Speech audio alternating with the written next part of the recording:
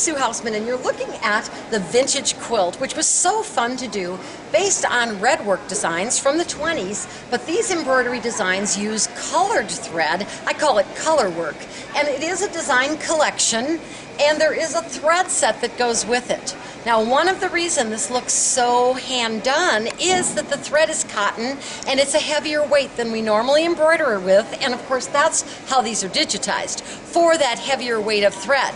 But when we use the heavier weight thread for embroidery, in this case the 30 weight sulky cotton, we have to be sure we use a large enough needle. And so I recommend you choose a 90 top stitch needle.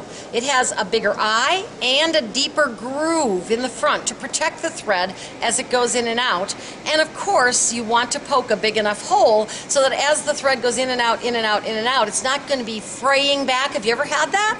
Where it starts kind of fraying and shaving and then it breaks? One way to check if your needle is large enough for the thread you're using is to take the needle before you put it into the machine. Here's the sewing machine needle, here's the thread. Thread it through the needle. And now hold the thread up and do this. Just see if that needle slides freely on the thread. If it doesn't, if it hangs up, you need to go to a larger size needle. Now, lots of people have asked me what inspired that quilt. Many times we're inspired by things that our grandmothers did by hand. And this was the vintage quilt that inspired that square and a square vintage quilt. Of course, hand embroidery, very well used. Some baby enjoyed this a lot.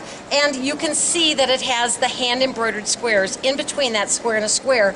Notice that this is machine quilted, probably made in the 20s, certainly the early 1900s.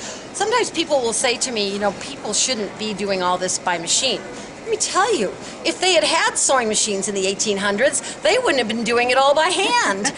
So I believe if my grandma had had a dishwasher in her log cabin, she'd have been using it. And so it's really nice to know that we were born at the right time so that we have these wonderful computer machines to create with.